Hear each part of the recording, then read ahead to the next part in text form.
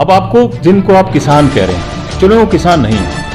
कुछ लोग ऐसे हैं जो सत्ता से बाहर हैं, उन्हें लगता नहीं कि सत्ता में दोबारा आना बड़ा मुश्किल काम है, इसलिए वो प्रोपेगेंडा फैला रहे हैं। मतलब आपका ये कहना है कि जो किसान आंदोलन है या जो इसका विरोध कर रहे हैं वो उसके पीछे कोई राजनीतिक स्टंट? 100% टोटल राजनीतिक स्टंट है, किसान नहीं बाहर आया। ये तो क्या, जैसे उनको फायदा होगा तो किसान को भी फायदा होगा, जैसे आप बोल रहे हो, तो क्या नुकसान होगा तो किसान को भी नुकसान होगा? ये सबसे खूबसूरत क्वेश्चन है कि क्या जब एक व्यापारी को लॉस होगा तो किसान को भी लॉस होगा? यहाँ लॉस नहीं होगा।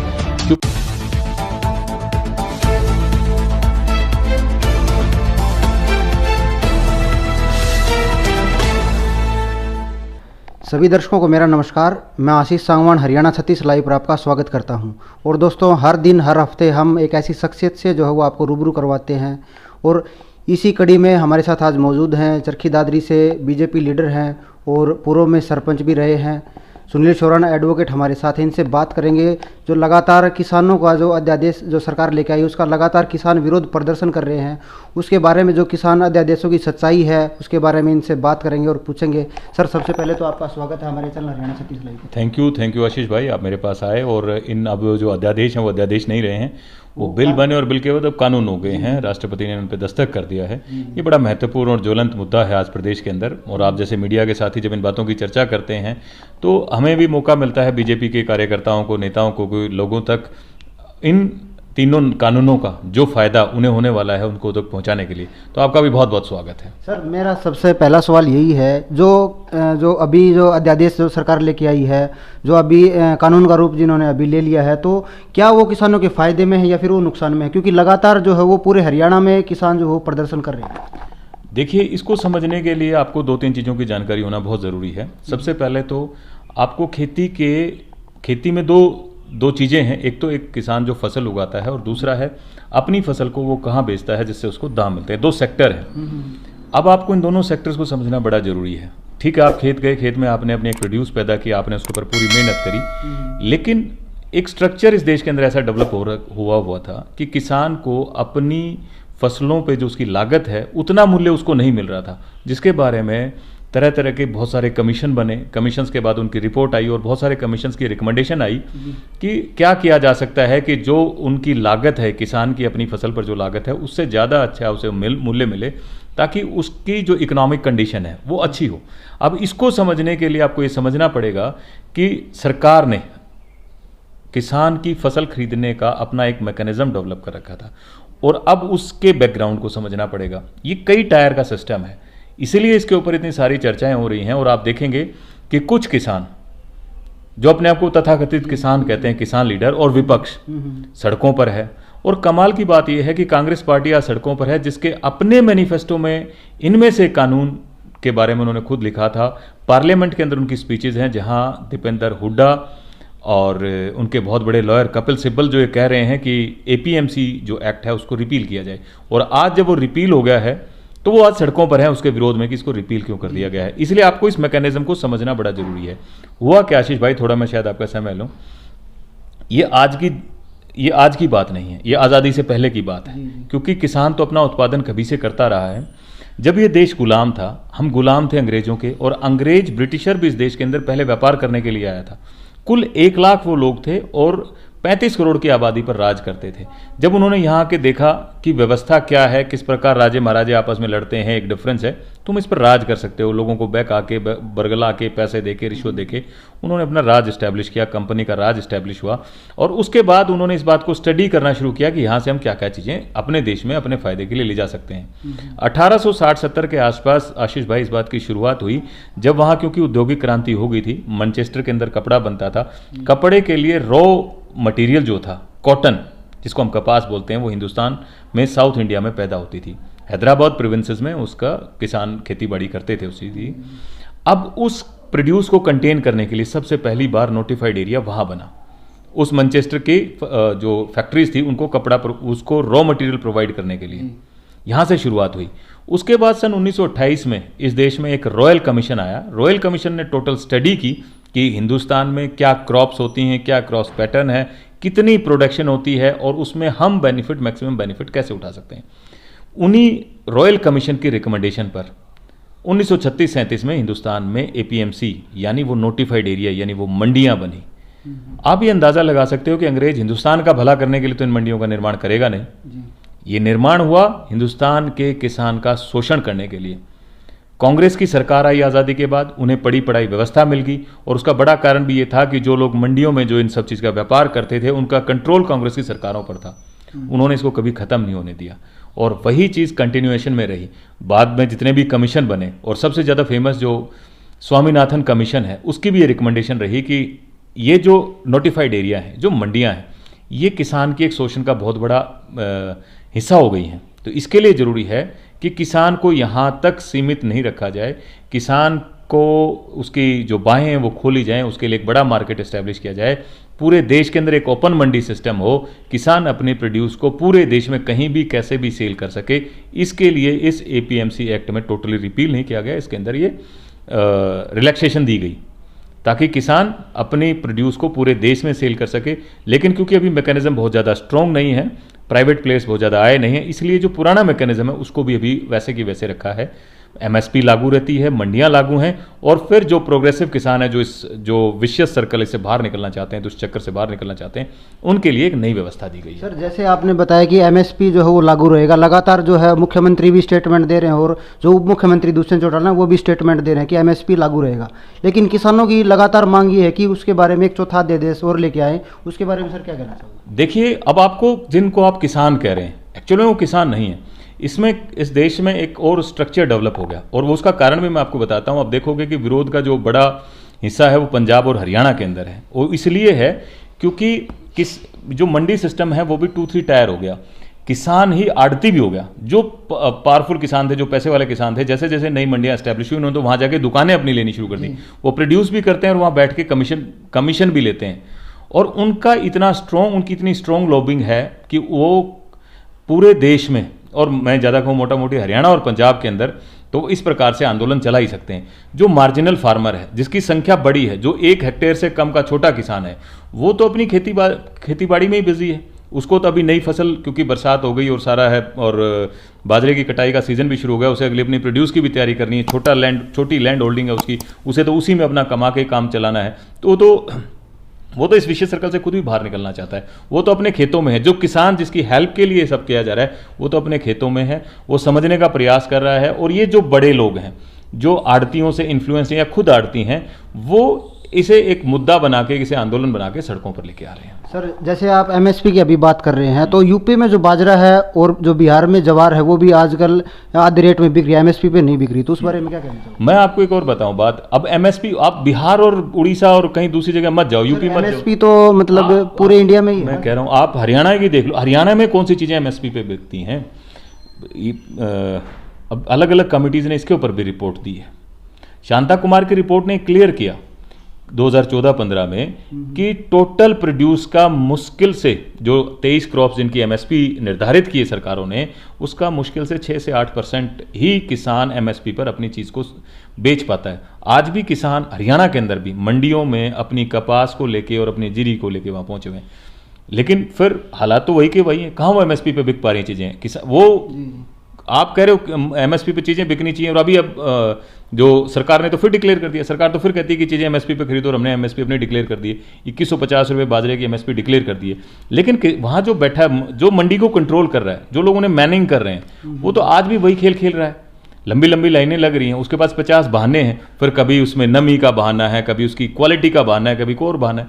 बिक तो आज भी नहीं रही हैं। और जो लोग तेज हैं और जो मैकेनिज्म में लूप होल्स ढूंढ लेते हैं, वो राजस्थान से भी लाके बाजरे को यहाँ सेल कर जाते हैं। उन सब लूप होल्स को पकड़ना बहुत मुश्किल काम होता है। तो इसलिए ये जो एमएसपी का राग जो अल्प रहे हैं कुछ लोग, इसका कोई महत्व नहीं है, कोई मतलब नहीं है। फिर भी सरकार ने किसान की सेटिस्फेक्शन के लिए रखा है कि हम अपनी एमएसपी आपके लिए रखेंगे। लेकिन एमएसपी तो किसान को, उसमें फिर दोबारा कह रहा हूँ, उस विशेष सर्कल में फंसा के रखने का एक तरीका है कि इसको फंसा के रखो यहाँ। सर, एमएसपी का जैसे किसान नहीं चाह रहे एमएसपी लागू हो, या फिर जो अध्यादेश है वो लागू हो, लगातार जो हो सरकार की तरफ से क्या जो अध्यादेश है उनको थोपा गया किसान के ऊपर? सवाल ही पैदा नहीं होता। आप फिर उस सेक्टर को समझ नहीं पा रहे हैं।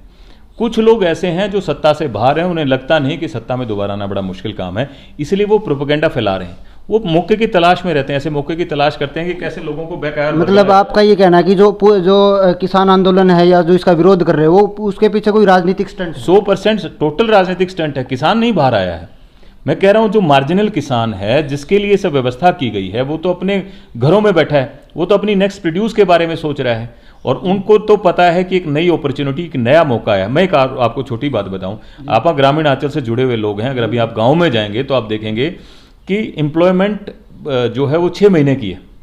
6 महीने गाँव का किसान, युवा, बुजुर्ग खाली बैठा रहता है, या तो वो ताश खेल रहा होता है या अपने आप को किसी और मामले में इन्वॉल्व कर रहा होता है। इसलिए उसको साल भर किसी चीज़ में आप लगा के रख सकें, इन चीज़ों में एक रोटेशन, इसमें एक वेरिफिकेशन की रिक्वायरमेंट है।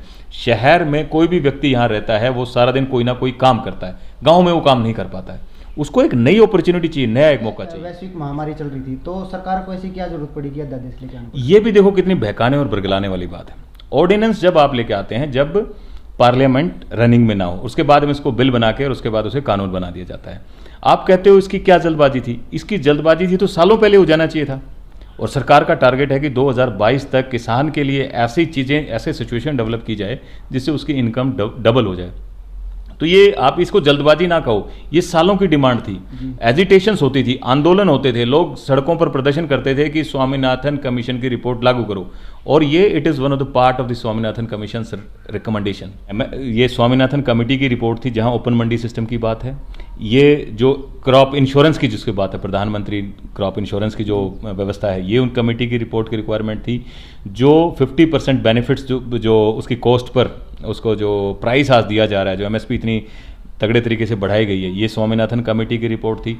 और जो साइंटिफिक परिवर्तन जो किए जा रहे हैं एग्रीकल्चर में, ये उस कमेटी की रिपोर्ट थी, ये उस कमेटी। और जो जिस प्रकार से क्रेडिट आसानी से दिया जा रहा है, 6,000 रुपये का किसान को हर साल जो सपोर्ट सरकार की तरफ से दिया जा रहा है, ये उस कमेटी की रिकमेंडेशन ही थी, और ये स्लो ग्रेजुअली सारी की जा रही हैं।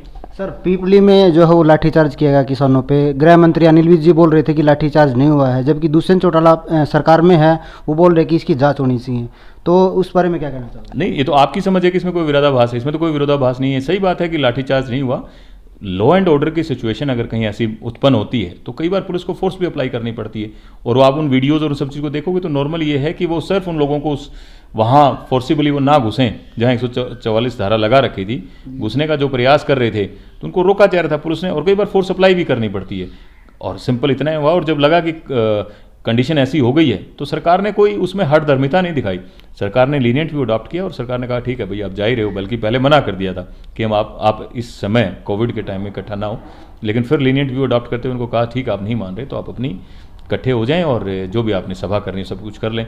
और जहाँ तक रही बात इसमें इंक्वायरी की बात, तो इसमें भी कोई बात नहीं, अगर किसी को कोई संशय होता है तो कई बार ये कही जाती ठीक है इसमें इंक्वायरी कंडक्ट करा लो, पता चल। सर, जैसे जो भी किसान है इस अध्यादेश के बारे में जो मतलब एक अफवाह ये भी उड़ रही कि किसान जो है वो कोर्ट में नहीं जा सकते, उसके बारे में क्या कहना चाहिए? हाँ, ये सही बात है। इसके अंदर जो रिकमेंडेशंस हैं, जो कानून बना है, उसमें ये व्यवस्था की गई है कि आप सिविल कोर्ट में न जाके एसडीएम को, और एसडीएम की भी अगर आपकी सोल्यूशन नहीं हो पाता है तो डीएम को राइट दिए गए हैं जहाँ आप अपनी जो इशू है उसका डिस्पोजल करा सकते हैं। मैं सोचता हूं कि किसानों को इस बात को वेलकम करना चाहिए। मैं पेशे से वकील हूं और मैं जानता हूं कि इस हिंदुस्तान की कोर्ट्स में 3 करोड़ से ज़्यादा केसेस पेंडिंग है, और वहाँ डिस्पोजल होने में बहुत समय लग जाता है। जो मैकेनिज्म है वो भी बहुत लेंदी है, बहुत टाइम कंज्यूमिंग है, पैसा कंज्यूमिंग है।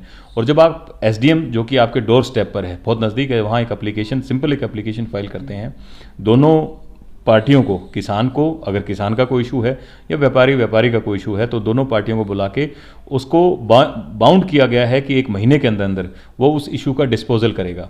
और इसमें सबसे अच्छी बात यह है कि कई बार अगर आपको कोई ग्रीवेंसेज है, आपको लगता है कि एसडीएम ठीक से काम नहीं कर रहा है, तो आपकी जो किसान यूनियन है, जो आज अपने आप को किसान हितैषी बता रही हैं, जो सड़कों पर दौड़ रही हैं, मैं तो इनके लिए सजेशन करूंगा कि आप सड़कों पर आज मत दौड़ें, क्योंकि मैकेनिज्म बहुत पुअर है। आज भी मैं बीजेपी सपोर्टर हूं, लेकिन मैं खुल के कहता हूं इस बात को कि चीज़ों को मैनिंग करने में आज भी बहुत दिक्कतें आ रही हैं। अगर आप इतने ही किसान हितैषी हैं तो समय दें, आप इन चीज़ों को लागू तो होने दें, परेशानी फिर आने वाली है।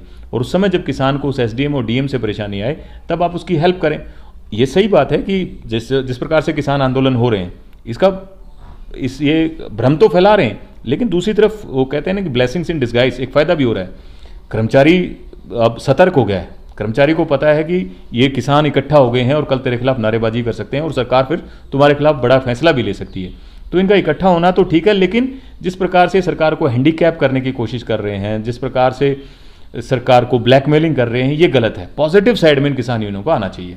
सर, किसानों की तरफ से एक आरोप लगातार ये भी लगाया जा रहा है कि जो खेती जो लोग करते हैं उसमें लगातार जैसे अंबानी अडानी को भी इसमें लाया गया है, उस बारे में क्या कहना है? नहीं, अंबानी अडानी तो सिंबल हैं बिजनेसमैन के, और अंबानी अडानी भी इस बिजनेस में आते हैं तो कोई परेशानी नहीं है, लेकिन उनकी तरफ से तो एक सिंबॉलिक है कि इतने बड़े व्यक्ति भी इस व्यापार में आ जाएंगे। मैं कहता हूं इतने बड़े लोग अगर इन व्यापार में आएंगे तो आपको वेलकम करना चाहिए उन आदमियों का। अगर आप पार्टनर बनते हो अडानी और अंबानी के तो इसमें कोई बुराई नहीं है, वो प्रॉफिट के लिए काम करेंगे। अल्टीमेटली आप 50% के पार्टनर हो, जब उसको प्रॉफिट होगा तो आपको भी प्रॉफिट होगा।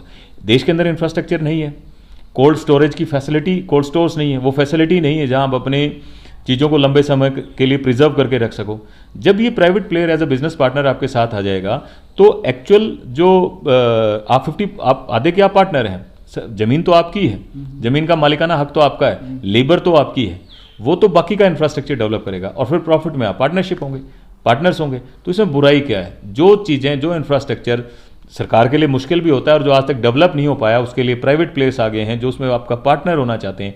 वो ये तो आप मान के चलो कि अपने लॉस के लिए तो आएंगे नहीं, वो हर काम ऐसा करेंगे जिससे उनको प्रॉफिट हो, और प्रॉफिट में आप पार्टनर हैं, नुकसान किस बात का है? सर, जैसे आप बोल रहे हो कि जो बड़े व्यापारी जो है इसमें आ जाएंगे, खेती में आ जाएंगे, तो क्या जैसे उनको फायदा होगा तो किसान को भी फायदा होगा, जैसे आप बोल रहे हो, तो क्या नुकसान होगा तो किसान को भी नुकसान होगा? ये सबसे खूबसूरत क्वेश्चन है आपका कि क्या जब एक व्यापारी को लॉस होगा तो किसान को भी लॉस होगा? यहाँ लॉस नहीं होगा, क्योंकि जब आप कॉन्ट्रैक्ट करेंगे, ये कॉन्ट्रैक्ट फार्मिंग का पार्ट है, जब आप किसी बिजनेसमैन से कॉन्ट्रैक्ट करेंगे तो आप देख लेंगे कि मैं यहाँ से कितना प्रॉफिट लूँगा, और उस कॉन्ट्रैक्ट के हिसाब, उस प्रॉफिट जो आपको अचीव होना है उसके हिसाब से आप अपनी पार्टनरशिप करेंगे, आप कॉन्ट्रैक्ट करेंगे उस बिजनेसमैन के साथ, तो आपको जो मिलना है, जो आपका प्रॉफिट होना है, वो तो आप जब फसल काश्त करोगे उसी दिन आपको आ जाना है। आपका तो श्योर है, आपको तो प्रॉफिट आना ही आना है। अगर लॉस है तो वो उस बिजनेसमैन का है। आप तो अपनी कैलकुलेशन करके अपना कॉन्ट्रैक्ट करोगे कि भाई मैं तो ये लूँगा, अब तू तेरा देख ले। सर, जैसे आपने बताया कि जैसे बड़े व्यापारी आएंगे तो उसमें फ़ायदा होगा तो किसान को होगा, नुकसान होगा तो किसान को नुकसान नहीं होगा, लेकिन बड़े व्यापारी जैसे एक बार नुकसान फसल में हो गया तो क्या नेक्स्ट टाइम जब फसल आएगी तो क्या उसमें वो करेंगे, इन्वॉल्व करेंगे? ये अच्छी बात है, जिस प्रकार से आप सवाल पूछ रहे हो ये अच्छी बात है। तो उसके पास, उसके लिए फिर सरकार है। सरकार ने तो अपना जो मंडी सिस्टम है, MSP है और खुद की प्रोक्योरमेंट है, वो तो ओपन रखी है। अगर कल को ऐसी कोई व्यवस्था होती है कि उसका किसी व्यापारी के साथ कॉन्ट्रैक्ट नहीं हो रहा है तो अपनी मर्जी की फसल उगाए। देखो, आप इस बात को समझने का प्रयास करो कि ये कमाल बात है कि किसान तो एक ऐसे बिजनेस में है जिसकी डेली रिक्वायरमेंट है, फूड की हमें हर रोजाना जरूरत पड़ती है, और वो फिर भी लॉस में है। अदरवाइज आप दिल्ली से चंडीगढ़ ट्रैवल करो तो आप पाओगे कि जो चारों तरफ बड़े बड़े होटल्स बने हुए हैं जिन पर करोड़ों रुपए खर्च किया है, वहाँ आप खाना ही खाते हो और तो कुछ होता नहीं, और उसके बाद भी वो प्रॉफिट्स कमाते हैं। लेकिन आप देख के ये आप देखोगे कि जो कंज्यूमर है, जहां हम एज ए कस्टमर वहां जाते हैं तो हमें बहुत महंगे उत्पाद मिलते हैं, वो चीज़ें मिलती हैं खाने के लिए, और जो किसान यहाँ सेल कर रहा है वो बहुत सस्ते में सेल कर रहा है। जो बीच का प्रॉफिट है, उसके बीच का जो उस फूड आइटम का जो प्रॉफिट है वो कोई बिचौलिया खा जाता है। यहाँ ये बेनिफिट आपको होने वाला है कि जो बीच का मार्जिन जो कोई और खा जाता था, अब वो किसान को और वो जो कंज्यूमर है, फाइनल कंज्यूमर है, उसके बीच में डिवाइड होने वाला है। तो आप ये समझो कि अगर मान लो कोई बिजनेसमैन है, आज एक बिजनेसमैन चला गया, उसको लगता है कि मुझे यहाँ बेनिफिट नहीं हो रहा, तो कोई दूसरा आ जाएगा, दूसरा नहीं आएगा तो आप तो अपनी प्रोड्यूस कर ही सकते हो, और आपकी प्रोड्यूस तो अल्टीमेटली सेल होनी है मार्केट में, रिक्वायरमेंट तो रहनी हो तो कभी खत्म होने वाली नहीं है। तो ये थे हमारे साथ सुनील चौरान एडवोकेट, जो कि 3 अध्यादेश जो अभी कानून का रूप जो उन्होंने ले लिया है। तो और भी ऐसी ऐसी वीडियो आपके साथ लेके आते रहेंगे। तब तक के लिए आप हमारे चैनल को सब्सक्राइब कर लें, इसका जो बेल आइकन है वो बेल आइकन दबा लें। मिलते हैं एक नेक्स्ट वीडियो में। जय हिंद, जय हरियाणा।